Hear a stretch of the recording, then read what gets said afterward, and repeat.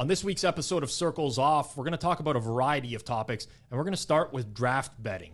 Is it over? Is there a future for it? Should content creators be able to give out picks on the draft? We'll talk about that. Of course, the closing line value debate comes up again and again in gambling Twitter. We'll speak about that. Does closing line value matter? Are there instances where it doesn't? And then we're going to end off with plus EV and minus EV. Myself, Johnny, Zach, give out our positive expected value, negative expected value takes of the week. It's a jam-packed episode of Circles Off, and it starts now. Come on, let's go! Welcome to Circles Off, episode number 108, right here on the Hammer Betting Network. Rob Pizzola, joined as always by Johnny from betstamp, and you, Mike, setup, I see. The people are finally getting what they asked for. I'm fidgeting too much with the stand-up mic that Rob currently has. Producer Zach set up the the mic arm. So let's see how it goes today. So I'm also on a new chair. Yeah. It's listen, not my personal preference favorite chair. I feel like when we get the new table, I'm gonna have to pick out a better chair, and I'll definitely be springing in on a better chair here. It's important, for the back. But through about 45 seconds of the episode right now, I will say I'm liking the arm. I do like the monitor, the mic arm. So there was one comment that came in on last week's episode with Professor Shine about Johnny not asking a whole lot of questions. So during that episode, I could see the pain that Johnny was going through in the existing chair that we had in there with him. And I told him off air before we started, I'm like, dude, man, like next time that happens, we record these episodes. These are not live. You can just be like, it was the headphone thing too. I just didn't want to sit. I didn't want to interrupt. The he was going off. The mic. 3 weeks ago, Zach comes up to me too. He's like, "Hey, you got to talk to Johnny, man, about the microphone." I'm like, "What are you talking about?" He's like, "Man, he's always like picking it up and putting it down, and like makes these loud banging noises." And he's like, "I have to adjust the levels. It takes me an extra hour." I'm like, "You set up a different mic arm for him. You wanted this mic arm anyway, so it works out." Now we're all good. We need better chairs, obviously. No, big time. And honestly, my headphones last week, midway through the episode, the right ear was like faded and it was just popping in and out. And I was just getting a headache from it. I'm like, oh my God. But I didn't stop it. I tried unplugging and plugging. That's why I was taking them off a little. But we trucked through it. Shine, great episode last week. And we are here today with 108. So number 8, we have... My favorite player growing up was number 8, which was Troy Aikman. Troy Aikman was my favorite player growing up. Not bad. Who else you got for number 8? Okay, so number 8, well, quarterbacks. I know Kirk Cousins wears 8 now. Lamar Jackson. But Cal Ripken Jr. wore number 8, Major League Baseball. Are you familiar with the Cal Ripken Jr. conspiracy theory? No, not at all. Zach, are you familiar with the conspiracy? Because we had you doing conspiracy theories for a while for YouTube Shorts. Do you remember it? Yeah, but no, I don't. I'm not going to say because I'm going to get the details of it wrong. Okay, so there's a bunch of different ones, but they all are relatively related to the exact same thing, which was Cal Ripken Jr. was going to miss a game for the Baltimore Orioles. He had the Iron Man streak going, so they just basically like unplugged the lights or like caused a power outage so that they had to cancel the Orioles game at Camden Yards, so that his Iron Man streak wouldn't get ruined. Why was he going to miss the game? So this is even better, but the like conspiracy theories or the reports were that Kevin Costner, like I believe the story is that Kevin Costner slept with Cal Ripken Jr.'s wife or was caught sleeping with Cal Ripken Jr.'s wife, and they got into an altercation. They basically got into a fist fight, and either Costner knocked him out or Ripken Jr. he was just like too broken up to like go into the ballpark. But this has never been like debunked or proven in any way. People just like dance around it. They don't talk about it too much. But apparently, he was like either too traumatized to play or too hurt. And there was a power outage just conveniently when he was going to miss. And he didn't miss his Iron Man. And he didn't miss his Iron Man, and he went on with that. I don't know about the Kevin Costner stuff seems like pretty far-fetched because apparently this was like around Field of Dreams time. He was sleeping over at imagine like you're sleeping over at Ripken's house. It seems a little bit far-fetched that you would go sleep with his wife. while you're there. That's tough. I mean, if you're, let's just say you wanted to, insert yourself into another marriage. You're probably not doing it while you're sleeping over at their house. It's a tough look. I mean, speaking of Iron Men, not number 8, but number 81. Okay. 3-time Cup champion. Yeah. Phil Kessel. Phil Kessel, man. How does he do it? Didn't even play in the playoffs. He forced out of Toronto due to eating too many hot dogs. For those that don't know that are not Toronto sports, that's quite literally. There was an article written about him. Who was it? Steve Simmons? Yeah. That wrote the article about him like eating too many hot dogs. And said he had his own personal hot dog vendor. Yeah. I have 2 quick number 8s. 2 of some would argue the worst defensemen in Leafs history. Okay. Aki Berg and Mike Komisarek. Oh, awful on both accounts. Komisarek came into the league with such potential and then just like really shit the bed really quickly. I liked some 8s though. Like one of my favorite players was always Teemu Selanne. Oh, legend. Oh, yeah. And I used to play like... He wasn't number 8 though when he did that glove sell. I don't think so. For Winnipeg. He was like 70 something, yeah. 76 maybe. Hopefully my memory. You're talking about when he threw the glove up in the air and shot. Yeah, his legendary yeah. What number was he there? Tough to see. 13 in this. 13 in that. Look up the one where he threw it up. He definitely wore number. Damn, that's no good. Teemu Selanne. Mark Recchi was another favorite of mine that wore 8. But also special place in my heart. I hated him as a player, but loved him in his acting role in Dumb and Dumber as Seabass. Cam Neely wore number 8. To this day, I think still my favorite role by an athlete as an actor in any movie. Just an epic character, truck stop, like the whole thing is just such a good scene. Cam Neely. Guys, I think I might be out to lunch on Selanne. It was 13. He definitely wore 8, right? I'm not out to lunch. He wore 8 on his second stint. Okay, yeah. Because I remember Selanne wearing 8. Yeah. This picture that's up in front of us here, which we'll insert into the broadcast, is he wearing 8 there? 13 in That's this 13, that one too. Selanne was the best, man. Was that a Jofa helmet as well? Oh yeah. Those wore it his whole career. Those were disgusting. Yeah. No, he was like the last guy to wear the Jofa helmet, I think. Yager wore one for a while, no? I think Jaromir Yager wore one of those disgusting Jofa helmets. They're so funny to look at now.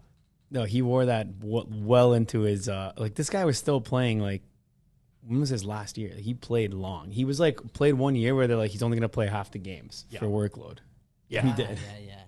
He was awesome. Those Jofa helmets are nuts. And then what always gets me is every time I see old hockey highlights of like the guys like Chris Osgood that wore like those stupid masks with the player hockey goalie helmet. The player hockey goalie helmet with the like neck protector thing that they that always used to get shattered or fly off their helmet whenever they got hit with a shot. Yeah, I can't even Dominic Hasek. Hasek wore them. And what was his name with the Bruins? Tim Thomas. Tim had a different mask. He had a different mask. Tim Thomas didn't have a player mask, by the way. He had a version of... He had like a custom mask. He had like the mask that Dominic Hasek used to wear at the end of his career. It's a different one. It's way different than the Osgood mask. See, look at Thomas's mask. That was his mask. It's still a goalie mask. It's just... sorry for those listening, but if you do want to look it up, you can look up Tim Thomas mask, and you'll see exactly what we're talking about. Tim Thomas also literally came out of nowhere and was the best goalie in history for one season. He was unreal, man. And won the cup. Listen, I don't get into like political stuff. I don't really care about that stuff. What your political beliefs are, or whatever. But he got canceled. Like, did he not? Well, he was like one of the first people. Honestly, didn't even hear about this. Okay, this was a long time ago. I think Tim Thomas was like one of the first athletes. Wait, for what? What did he do? Ever be? These pictures are too funny that Zach's bringing up here. Tim Thomas. What did is he wearing no mouth guard? Look at that. Exposed jibs. I don't remember what he did. Tim Thomas hasn't spoken about anything publicly since his retirement from the NHL in 2014. He's never returned to the TD Garden for any Bruins events since a split with the team back in 2012 that wasn't really all that amicable. I don't really remember like what it was. Oh, he refused to meet Barack Obama at the White House. That's what it was? That's what it was. Now You listen, just never went. The team went, like, he just refused. I'm He was pretty like, sure multiple people have done now that since then it's happened a million times, but he was like the first guy that said like, no, I'm not going to the White House or whatever. And I don't remember if it was political beliefs or whatever. It doesn't matter what it was, but like that he was one of the first. I'll never forget. He just like dropped off the face of the earth, completely dropped off the face of the earth. You know who's not dropping off the face of the earth? They're actually growing in market share. That would be the Pinnacle Sportsbook. Now available to bettors in Ontario. They're the world's sharpest sportsbook. You can find out what professional bettors have known for decades. Pinnacle's where the best bettors play. You must be 19 plus in Ontario. Please play responsibly. Not available to those in the U.S. The Hammer Betting Network, circles off here. I've been partnered with Pinnacle for a long time. We're expanding that partnership going forwards. So starting in July, we'll be producing a lot more educational content in a shorter form variety. So listen, we get all your feedback all the time. You have questions, we answer them in Q&As. But like I said last week, sometimes people ask us questions and we're like, yeah, we can't turn that into a 45 1-hour-minute episode. That's a 2 to 3 minute talking point. We'll start putting out some more videos for that. So make sure you're subscribed here on Circles Off. And of course, make sure that you subscribe to notifications. You get new alerts whenever we post new episodes. 90 Degrees is coming in hot. G-Stack, George Sifilidis had his first episode last week with Whale Capper. That was a great listen, actually. He got Whale Capper before we did. He's been on the podcast before. Yeah, in some shape or form. We had him live from the Super Bowl row, media row. Twice, Fucking big shot. Drew Dinsick, Super Bowl media row. So speaking of the draft, actually. Let's go for it. Did you bet the draft? NBA? I did. Yeah. I did. So it would have been last Thursday, so a week from when this episode's out. Yeah. So how'd you do? I did well. It was the 5th overall pick that I did really well on, which was, can't even tell you, it was the twin brother that went second. But Oscar Thompson. Yeah, like let's be honest here. This is open forum for. I don't follow the NBA closely, but I work with different people on different sports, and some of them are very like good with information, and they'll reach out to me and be like, "Hey, I'm pretty sure like this guy's going to go here." And over the years, you just start to weed out the guys who aren't reliable, right? You're like, "Wow, this guy gave me this tip, and it didn't work out." But there's some guys that are pretty money when it comes to that. So I hit that, tailed a few other bets, did well, took that the free money on the number one overall pick, made a couple hundred bones there. That's not bad. That's not bad at all. I mean, stay tuned to our plus EV, minus EV segment later on. I'll piggyback off that a little bit. Interesting. If they're going to give Did you follow the Steam second overall? I did not. Did you take Scoot? I didn't have a bet on second overall. Everybody had an opinion on second overall because it was the Woj versus Shams. But no, that's not how I prefer to bet the draft, right? Like there's too much uncertainty in that, you want right? the guaranteed Stone Cold lock of the week winner. NFL draft, I'll do differently because I follow the NFL way more, right? So if I have a strong opinion personally on something that I think will happen, even if it's not rooted in information, I might bet it. We have the NHL draft this week as well, right? Zach and Alex Moretto have been doing some NHL draft content. If they feel strongly about something, they'll bet it. It's a sport they follow more closely. But the NBA, I don't have a clue, right? Some people are like, oh, this owner, he'll do this. This GM has full autonomy. I don't know that stuff. Like, I can't make an informed decision, right? Did you see what happened with the old Shams? I did. I did see what happened with the old Sham.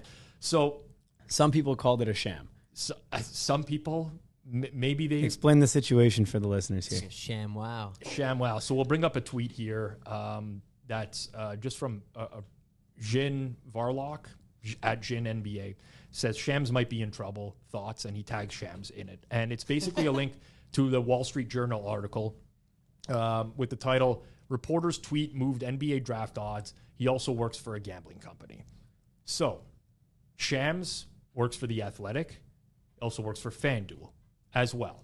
And it doesn't really work for FanDuel. He has a partnership with FanDuel. I wouldn't say he's like a fan. I don't think that's his main thing. Right. So the focus of this article was around the fact that Shams got the second overall pick wrong, publicly tweeted it. And it's from the perspective of I believe an Indiana-based college bettor who basically threw down I think it was $1,000 or $1,300 on Scoot Henderson to go second overall and lost. And the kid came out afterwards and said like, oh, I typically only bet like a couple $100, but I trust Shams so much that as soon as he tweeted it, like I was going balls deep on it, basically. And I'm paraphrasing. Yeah. Chota deep, this guy went. 1,300 bet size instead of his average 200.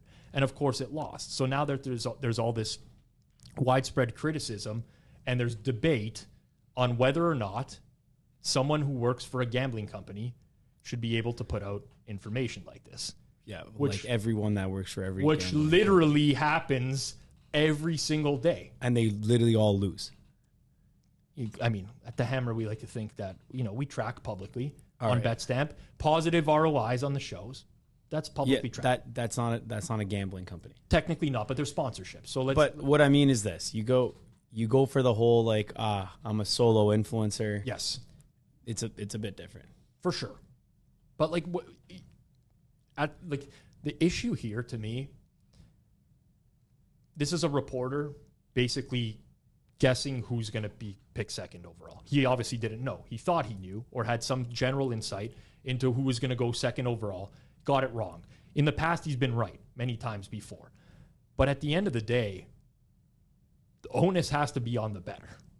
Like, it has to be in this situation. Well, you got to be responsible. You can't just like dunk money and expect that it's a sure thing. Literally, if it was a sure thing, there wouldn't be odds up for it, realistically. But this is just passing and assigning blame to someone else. Yeah. Also, you don't have the inside info, buddy. Shams tweeted it out exactly to the whole world.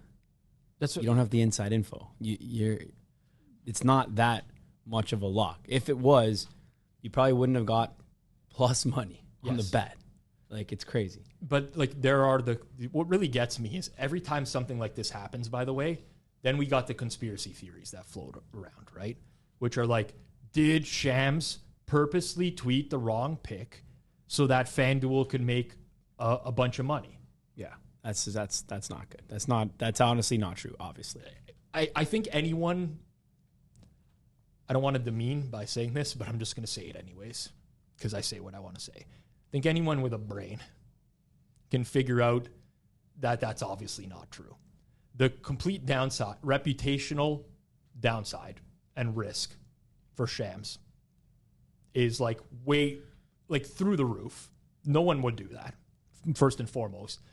But on top of that, the action's going to come in. It's the draft. Like, he's not like, he doesn't own FanDuel.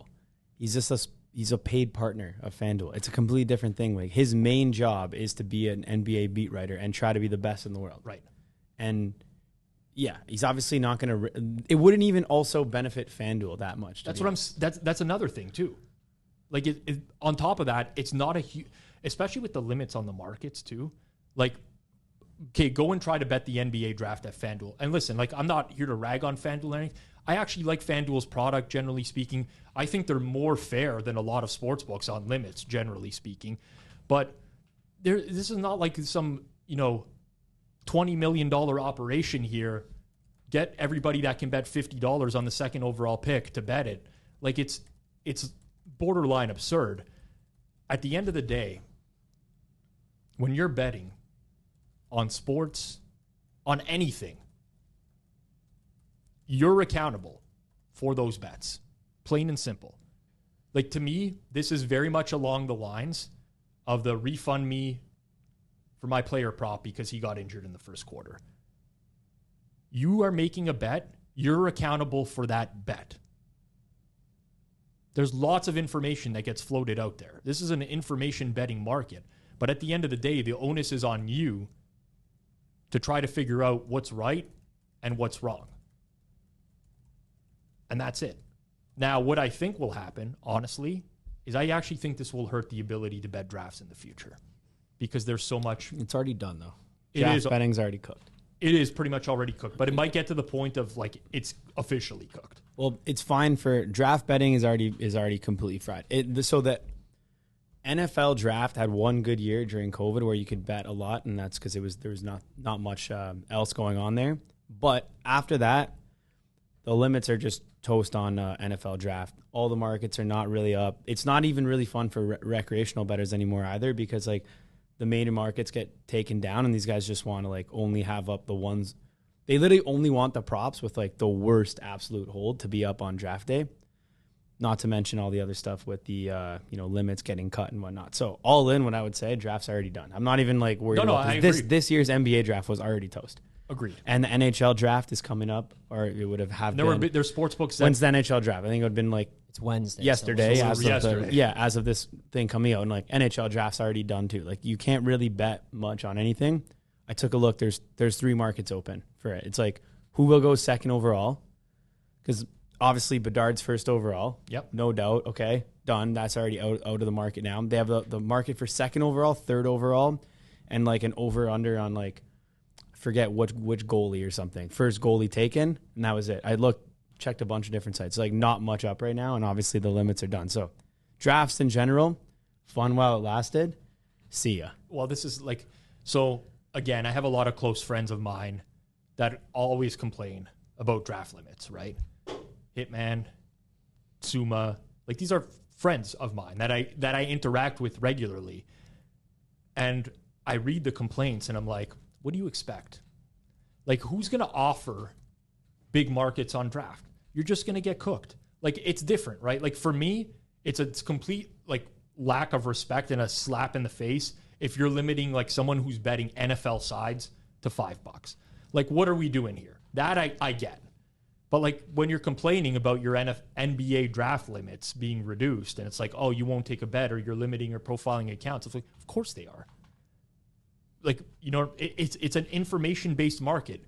Who are the people that are winning off of this? The people that have information. They're likely to kill you in the long run. Yeah, I know. I saw a couple offshore bookmakers, 2 main guys that work for the same company, tweeting about it a lot this past week, and they're basically saying like, okay, chill on criticizing us for this. You realize how impossible it is? Like 5 minutes after one guy will tweet something, 5 minutes later it goes from whatever, plus 500 to minus 500, and that's probably even short. Like you can't really book these things without severe downside and extremely limited upside. Agreed. So like I agree with you. It's fun while it was lasted. COVID year, we got the NFL draft, tons of markets and whatever. But that was also a different year, right? Where access to information wasn't available either. It was not like there was teams watching practices and stuff like that. Beat writers weren't there. It was way harder at that point to actually benefit from information. Nowadays, it's like, you see the steam on these look at the steam on these markets like on the night of, right? Leading up to the pick. The information is out there. It's literally a foregone conclusion. I have a suggestion for the draft, by the way.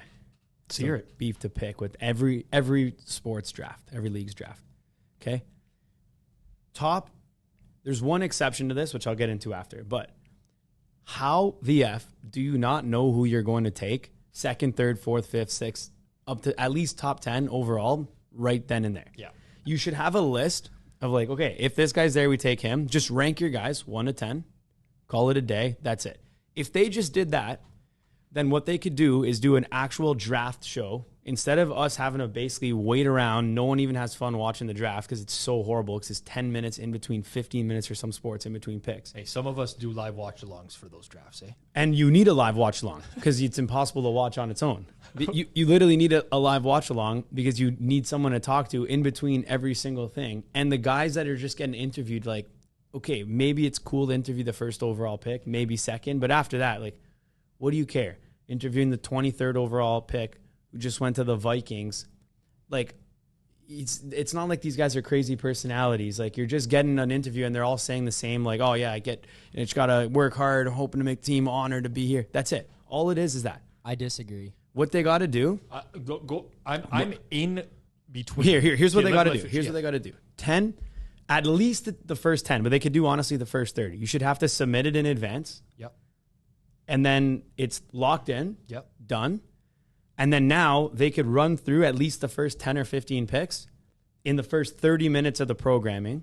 You get 15 picks, and they make it a crazy thing where they can actually get the mashups, they can get the people the correct jerseys, they can actually do it as a production, not pre-recorded, but almost pre-scheduled so that it actually flows smoothly.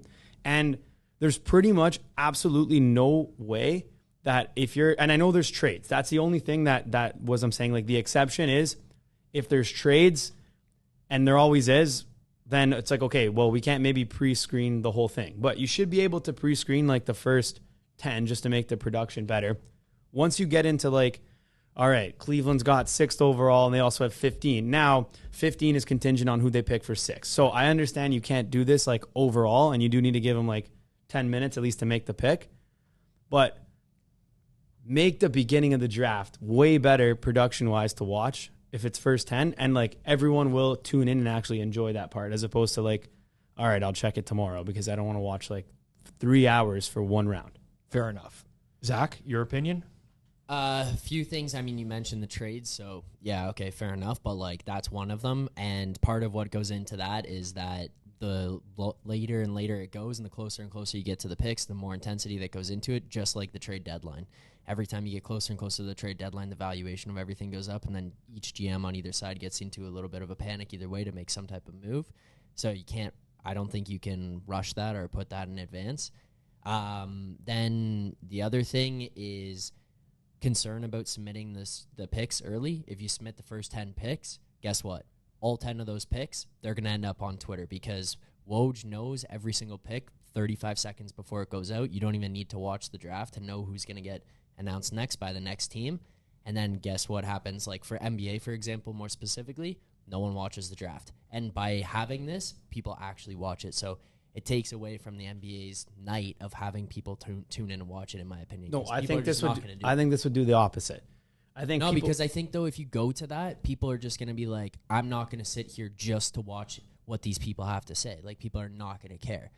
Like, the other thing is, like, people might tune into this and, like, have it on in the background and not give a shit what the people who get drafted have to say or whatever. But they're going to look to see who that pick's going to be. So then, but you don't need that show anymore. That show is completely useless. You can literally just turn on a notification from the one guy who's breaking the thing, and you can just see all the picks. Or even better, just look at any app or like the NFL.com and just see when the picks come in. There's no value. What I'm saying is this. I'm not saying there's no value to follow the draft and in real time and see, oh, it's cool, they made a trade. There's no value to watch the TV. That thing is just dead right now. I think that the drafts suck themselves, the actual broadcast. I've always wondered why. If you didn't have money, you wouldn't watch it. I agree. And you probably don't even watch it now. I didn't. I personally was in the live watch along of the Hammers NBA draft with what Jacob Grimenia ran, and the Hitman was a part of that. Joey Kanish was a part of that. And I was just kind of like seeing what I tuned in because I wanted to see what they bet, and I kind of wanted to see their reactions when I give up my bets and kind of see their reactions or whatever. But why don't they just do the draft behind closed doors in its entirety and then turn it into like a 2-hour show? And you put a publication ban on it. You basically threaten the media credentials of anyone who leaks any information. You would now get a 2-hour pre-produced show. You don't have to wait 10 minutes for every pick.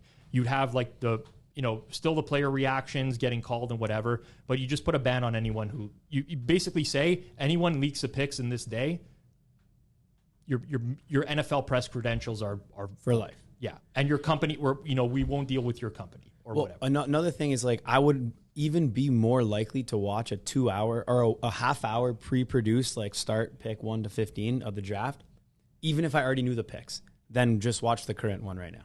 Like, I disagree because I would never turn it on if I knew what they are. Like, I would. But you already do know what they are, so what's the point? Well, you only find out like. So I will say like before. Yeah, exactly. You find out before it goes on the TV. Therefore, so I'm not a person that like I'm not a person that can like avoid looking at the odds. Like, so during the NFL draft, which I did a live watch along for, you know who they are. You know who every pick is because the odds reflect that in live markets. Like, you basically know what every single pick is going to be if you are following along in real time. Well, and then you also get the guys who just break the news like sometimes a minute or two beforehand. And it sucks. It honestly sucks. It takes away from the broadcast. Like, I remember watching, like, I don't know if you've ever seen like the original NFL drafts with the guys in the rooms. There's like, it was literally. They go to the war room. It was a war. It was just all the GMs in a room together with like telephones, literally like fucking old school, you know, you can, that's how old, not pressing the buttons on. And it was just like, quick, get up, announce the pick, and that's like way more interesting than the amount of pre-produced segment. Like, I don't need, like, this is no disrespect to like Mel Kiper and whatever, and these, but like, I don't need a 3-minute montage or B-roll of every single player that's in the draft and them telling me why this guy's going to be an all-pro or like a Pro Bowl player. Like, we don't need that anymore. We can seek out information ourselves. And like, honestly, most people I don't think care that much anymore. On the sportsbook side of things, though, there has to be like a creative solution. Like, okay, so you don't want to offer draft props. Run fucking draft pools.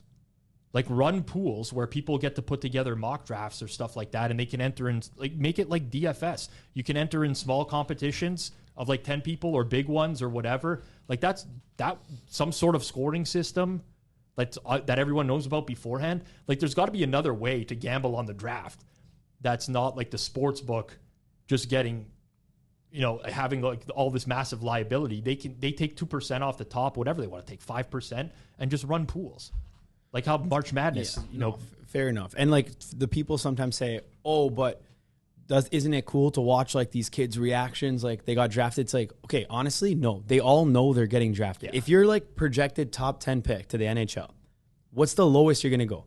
30th, 35th? You're still getting drafted. Yeah. I would prefer to see that for like someone who wasn't expected to get drafted and got taken in the 5th round of the NHL draft and it's like a dream come true and they're like, I'm going to work my ass off and make it. But you don't even get those ones. They only do it for...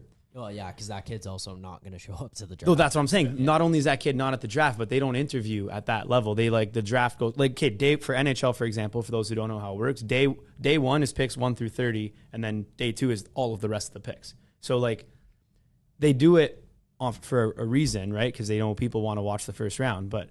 They don't give the same amount of coverage. And all the answers that any one of these kids gives is always generic, coached up answer, PR trained. Yeah. I'm going to work my ass off. Yeah, these are hockey kids, though. That's what But all of them. Every sport. Forget every about sport. hockey. And it's like, I get it. But you don't even see any raw emotion anymore. You just see them getting a coached up answer. Like, I'm happy to be on the team. I'm going to work my ass off for this team. I'm blessed. Yeah. They're like, did you want to go to this team? Like, they used to ask back in the day, like, did you want to go to this team? This is your hometown team. People would be like, yeah. Like, F that team for not taking me. Now they're literally like, no, I'm happy to be anywhere. I just want to be given an opportunity. It's like they're literally just coached up answers now anyways. It's crazy. But I digress. Listen, drafts are done. I agree. I mean, my friend Zach Phil can confirm. My friend Zach Phil. Regards from Toronto. Yeah, I mean, I just think that there's like some sort of creative solution to do it. I mean, like, we should be able to bet on this stuff, but not have the sportsbook assume like a massive liability. And also be able to bet something that's of significance. You know what I'm saying? Like, it's actually ridiculous at this point. Yeah, fair enough. But anyways, speaking of ridiculous, it's the CLV debate again. What happened? For the millionth time. What happened was Shane Trail. This avatar's familiar. I've seen him tweet something before that I almost shredded, but it's okay. That's for a different time. NFL analyst, Action Network. I didn't even know this. So now it's going to look like I'm picking on Action Network, guys. I'm not picking on Action Network. This was a big tweet this week, okay? Look at the interaction. 106.8K views at the time of recording. CLV is the most pointless metric used in comparison to success in the sports betting industry. Obtaining CLV indicates you are on the right side and is essentially just a pat on the back that you're at least competent at selecting the correct position. I firmly believe gaining 5 cents or 100 cents of CLV doesn't sway the outcome any differently. The quote tweets, replies to this are rad because they're all over the place. There's like, you got the Twitter gatekeepers that are like, you're an idiot. What are you talking about? Whatever. Then you have the people who agree. Then you have like the people in the middle who are like, yeah, CLV matters sometimes it doesn't matter. And I understand that this is like a very touchy subject because it comes up so often, right? And people are so like rooted in their beliefs on whether or not closing line value is of significance. Years ago, and I've talked about this on this show many episodes ago, but there used to be, and still is, this flowchart that circulates out on Twitter that was created by an Eastern Canadian that goes by Sprague, where it was basically like this flowchart of whether or not you should ever consider buying picks. Now, I don't necessarily agree with everything in that flowchart, as I voiced before, but it was like this somewhat logical flow.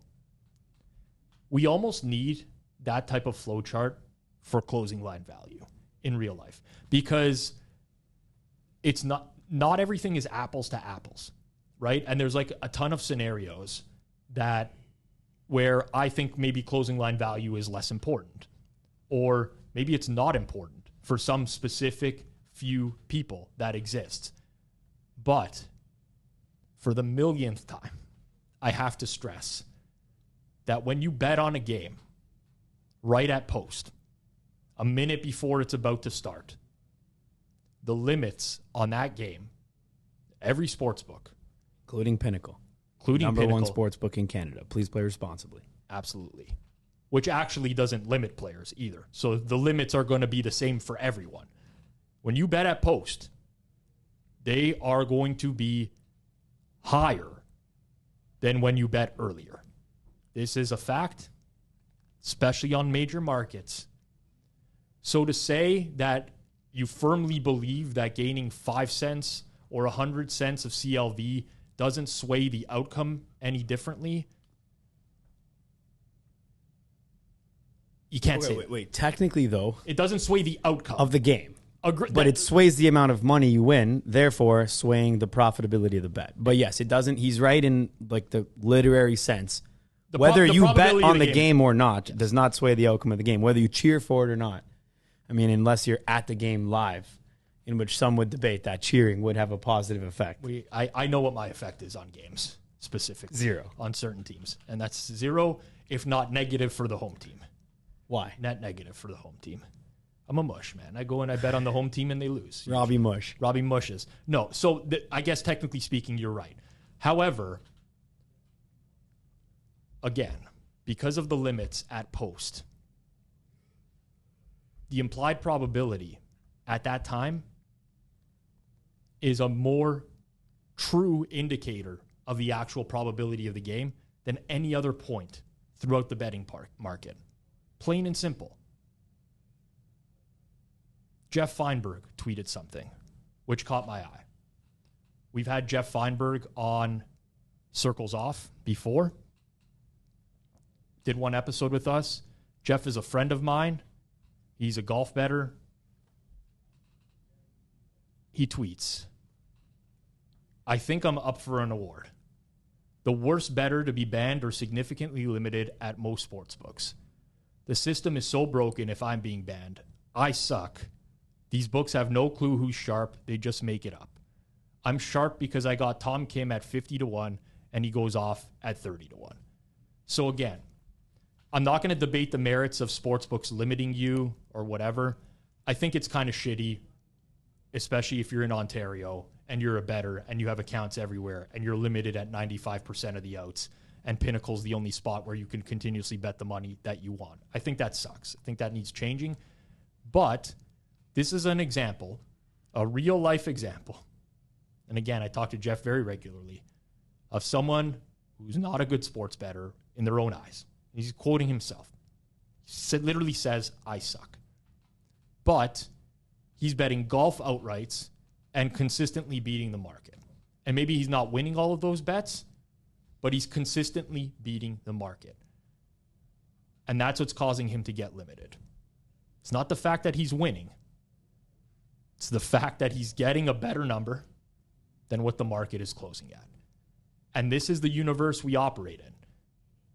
Ask yourself why a sportsbook would care that somebody's not winning, but they feel like they still have to limit them. And the answer is very simple, because what Jeff is talking about here, he thinks he sucks. He's actually doing something that in the long run is likely going to lead to him winning. Now, golf outright market, we can debate. Like, there's a lot of hold in these markets and stuff like that. Like 50-1 going off at 30-1, like that doesn't necessarily guarantee that that's a good bet, depending on the hold in the market and, you know, where the price is elsewhere. I know it moved, which seems like a big move, but that's not that big. It's 1.2%. Yeah.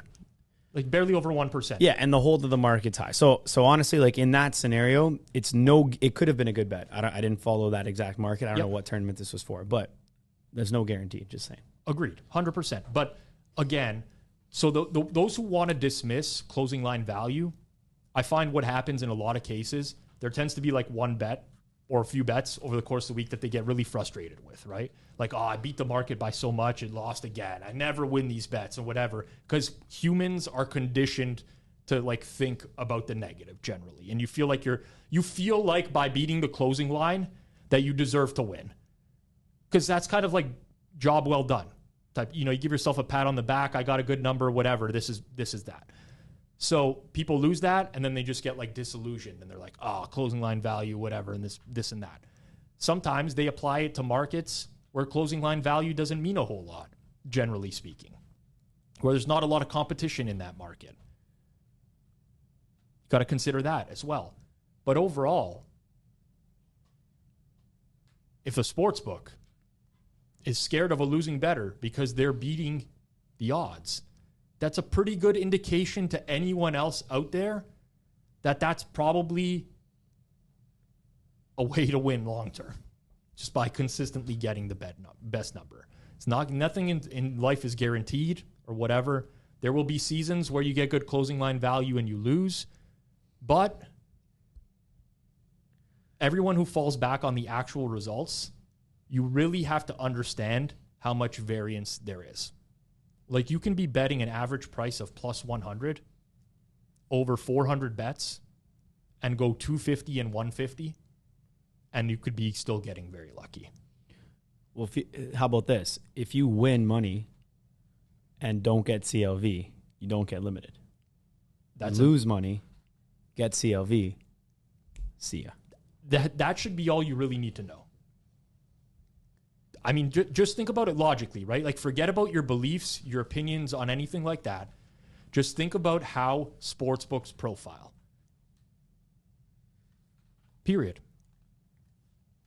And if you're one of those people that's consistently winning, not getting good CLV, I would ask yourself, are you doing something in market that is distinctly different from everyone else where you might actually have an edge? And if the answer is no, if you're just handicapping baseball games by looking at the pitcher's expected ERA or whatever, guess what? Everyone's kind of doing the same stuff. There are scenarios, in my opinion, where there can be people who win with negative CLV. Usually those cases are they have access to data that's not publicly available. They're doing something or approaching the sport in a completely different manner, but they're not doing just like the same thing as everybody else. Period. Anyways, I hate having that conversation. It's not apples to apples. It's not always like, oh, this amount of CLV guarantees you this. It's all like, there's all scenarios, right? I would actually love if, honestly, it's a challenge. It's time consuming for people out there. But if we could, as a community, put together like a CLV flow chart, questions and answers and whatever. Pizzola chart. Yeah, something like that. That would be pretty cool. If anyone wants to take an initial stab at that. That would be pretty cool. We can debate that at the very least. But to say that there's no difference between, beating a line by 5 cents or 100 cents, I typically think of in terms of probability instead of cents, but whatever. There's absolutely a difference between those. Yeah, for sure. Like, it's not even close. Beating the line by 5 cents, you probably didn't even have an edge. You probably still lose in the long run anyways. Well, yep. Likely. Depending on the numbers, but yes. So we said last episode that was just Rob and I, we said we were going to give out a positive and a negative EV play of the week, not for guest episodes. Last week, it was actually 2 weeks ago, last time we did it, I given a card for a gift with money inside is a negative EV play. All right. This was polarizing, by the way. A couple of people said, Can't believe you said a card was $7. You could buy them online 30 for $30. It can be $1. It can be less than $1. All right. Here's what I'm going to say to counter this back, because I didn't have a chance to say it. The price of the card is largely irrelevant. If it was 1 cent, it would still be an overpayment for the value that it provides. Secondary, if you actually truly feel that this kid is going to open that card and read that card, I don't know what to tell you. You're giving a kid a card, or even if you give your, unless the person specifically really, really enjoys a handwritten note in a card, get that card out of there. If they do, then that part of the gift is not even like giving the card with money. You're just giving them something that's a different part of the gift. But I stand by that. I'm willing to triple down. I get it. You can order on Amazon 30 cards for $30, ship them to your house, store them in your house, have them there for every occasion, prepay for the money. That'll save you money. That's a good EV move versus buying a $7 card at the drugstore. But still negative EV. I'll triple down there. So listen, I like to write personalized messages to people. It's just who I always have been. So if I go to a friend's wedding, I'm going to write not a generic, oh, congratulations on your wedding. I'm going to write a personalized message in the hopes that they read them. But the card has nothing to do with that. I could fold a piece of paper and put it in an envelope. It's accomplishing the exact same thing. Or send a text. The cards are a joke, bro. The prices of the cards are an absolute fleecing, and I will not stand for it any longer. I can afford a $7 card. It's not a problem. It's just a matter of principle. Where does it stop? In my lifetime, I'm not paying $10 for a card. You've probably wasted already so much money on cards. It's a joke, man. It's a joke. So I will fold a piece of paper and put it in an envelope. I'll write a personalized message. The cash is going. They care about the cash anyways. Let's be real. You just read a card in front of someone, literally just to be nice. So, Johnny, did you get your dad a Father's Day card? No.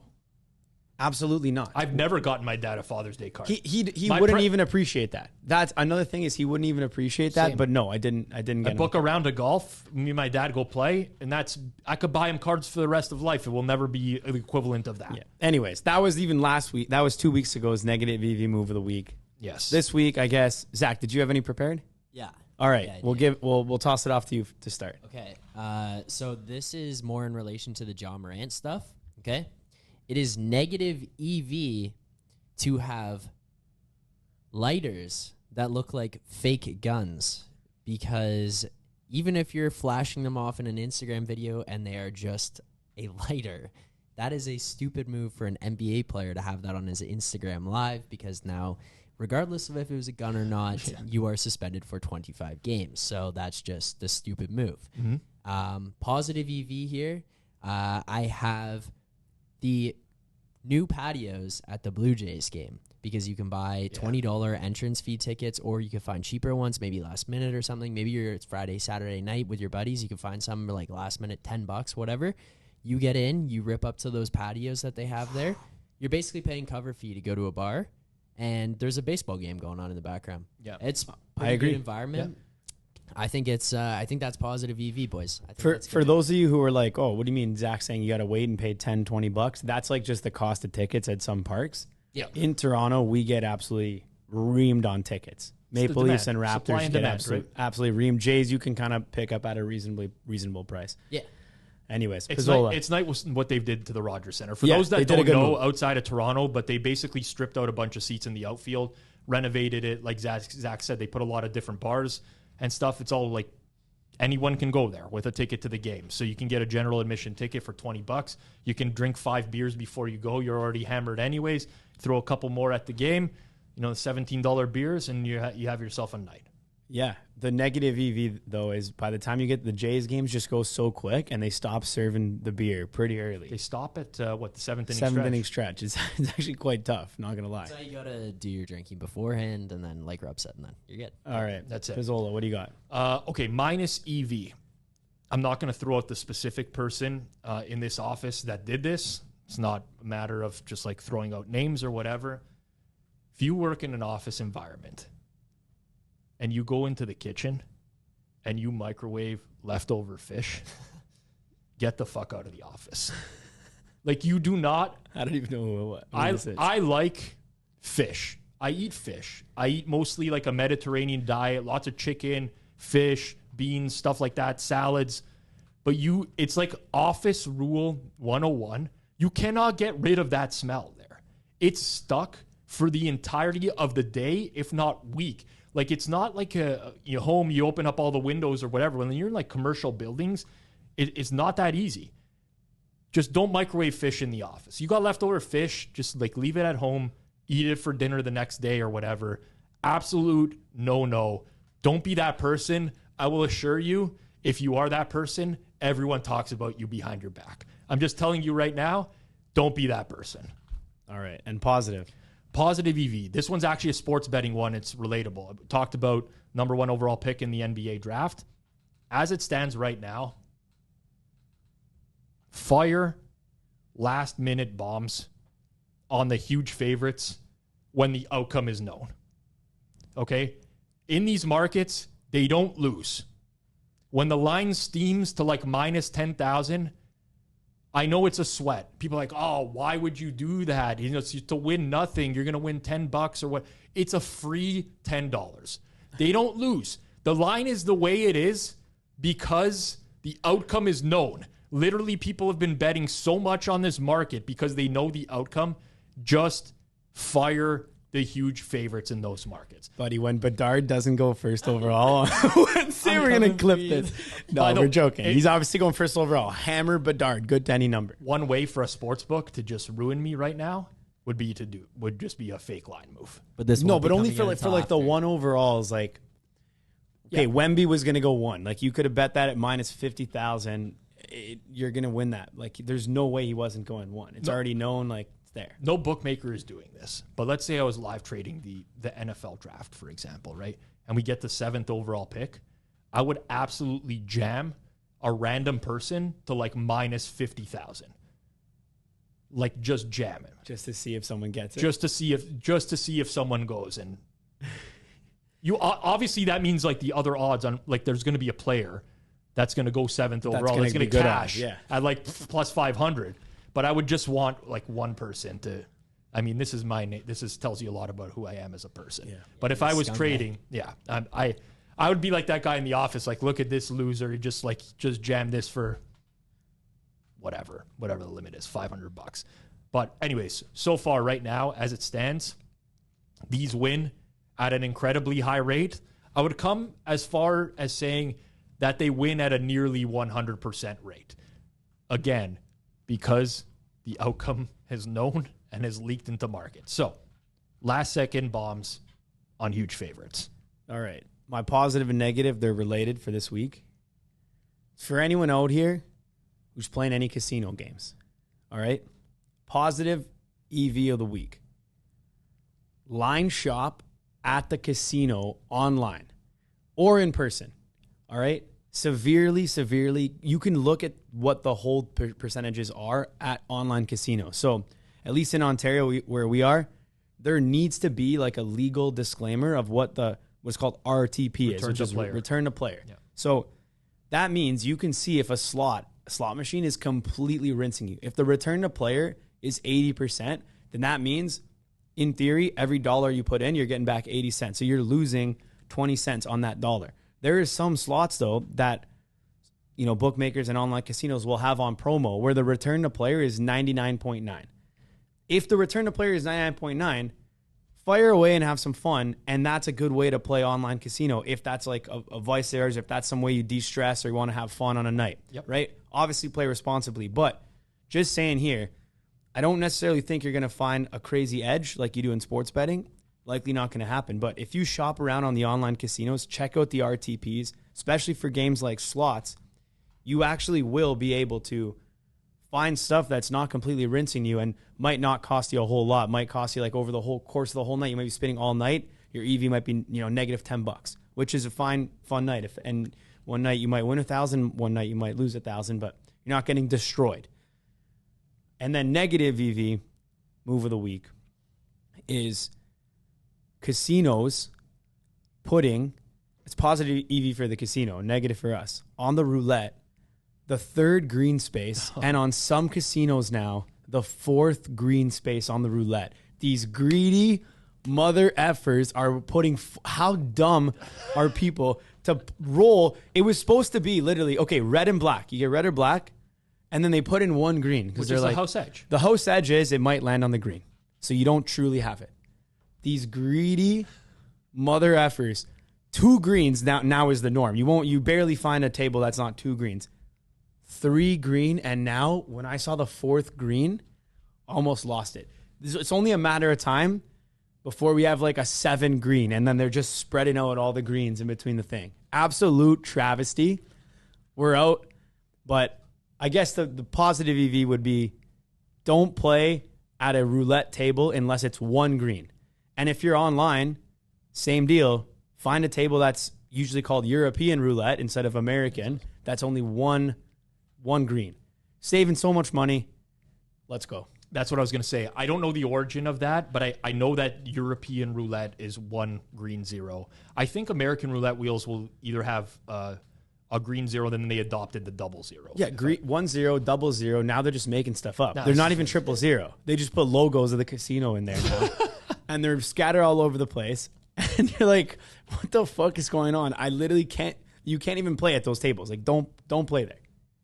I mean, that's like, you can't let this be the norm. Like, they're just reducing. Casinos make enough, and they're reducing everything. Now you go play blackjack.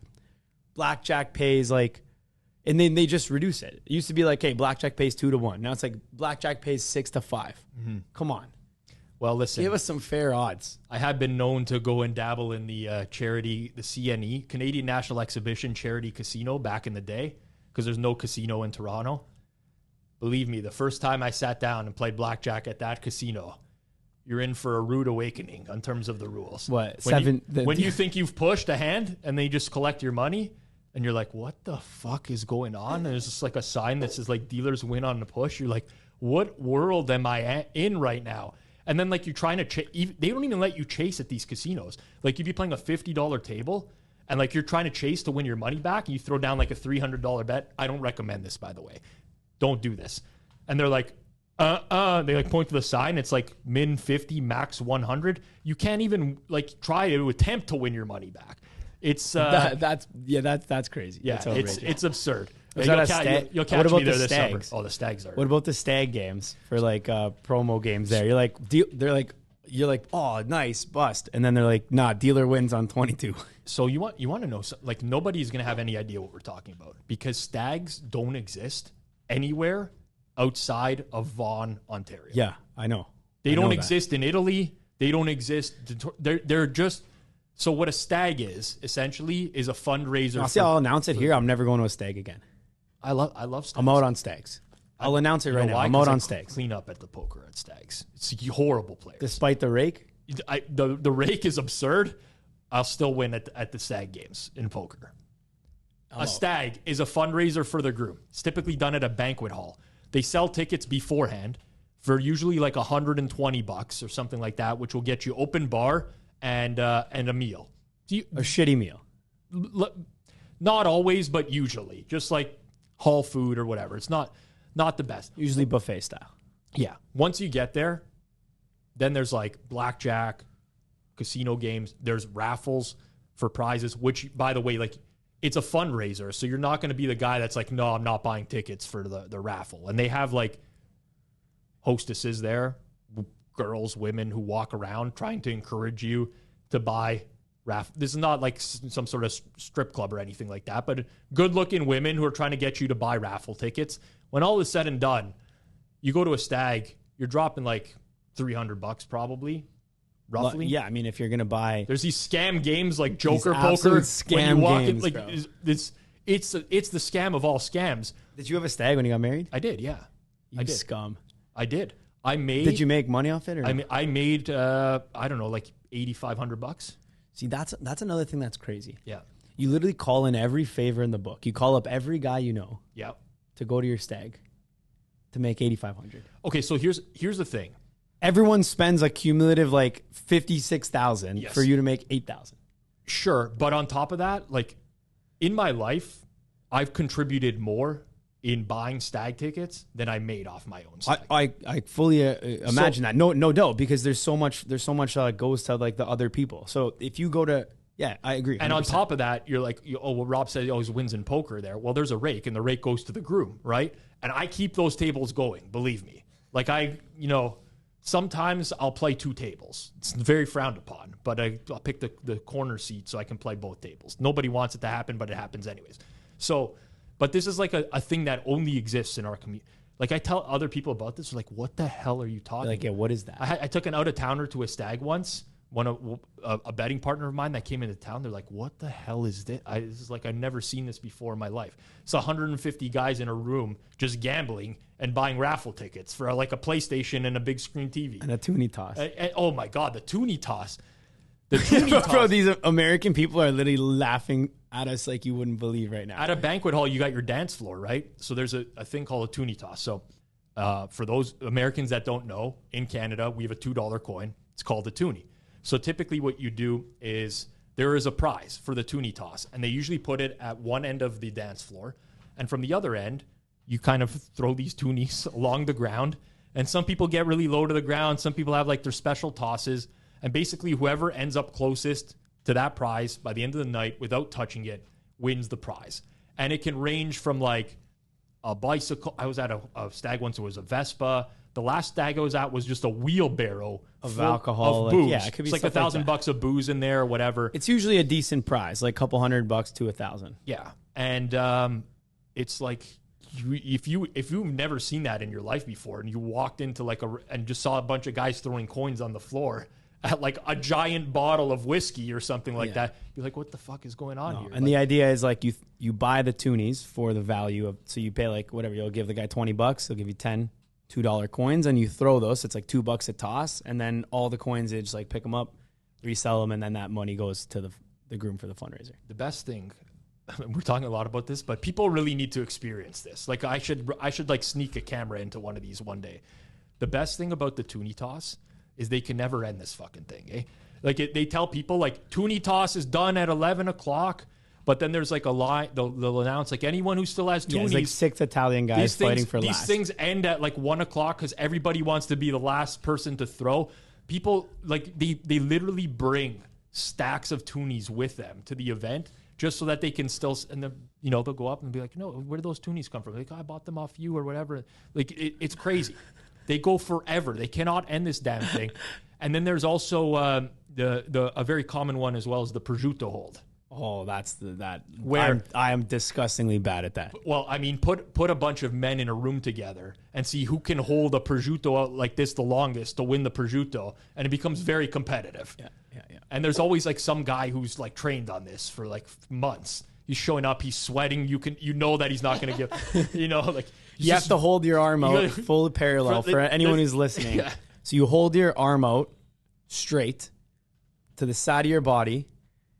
And you hold a string, and that string is attached to a full prosciutto, which it weighs about what is the weight 30 of a prosciutto? Pounds, maybe 20 pounds. I'm gonna look up. It's not too heavy, but boy, is it tough on the shoulder. Oh yeah, you guys like what's well, I mean, obviously it depends on the size roughly of the 6 prosciutto. kilograms. So like it depends. There could be different ones, obviously, but. Yeah. Okay. So this one's about 14 pounds. So call it 20 pounds is like maybe an average. You have to basically consider it a 20-pound weight on a string, perpendicular. These got to be smaller to your ones, body because the ones I've seen at stags, some of them are they're large. honestly more than 20 pounds. Yeah. And yeah, like so like someone will go up, and then usually it's like, oh, this guy did it for like a minute 10, and then another guy will get like a minute 40, and then they'll just be trying to break the minute 40. Usually like I think the most I've ever seen is like 3 minutes. It was wild. I've seen guys just like the amount of sweat, like it's actually disgusting. Also, this is like while wearing a dress shirt. Of course, you're wearing nice shirt. Like you don't show up at a stag dressed like a bum. Like you could wear jeans or whatever, but you're usually wearing a collared shirt of some capacity, decent clothes, and just like you can see like these guys shaking. They're like whole body, like they're gonna like people are for a friggin' prosciutto like. There's like some always disputes if like the guy lowered his shoulder too low and it was no longer perpendicular, and they're like, no, it's out, and then he'll raise it back up, call violations. Anyways, we've gone on too long. Yes. This has been episode 108 of the legendary Circles Off podcast right here on the Hammer Betting Network, presented by Pinnacle. We will see y'all next week. Peace.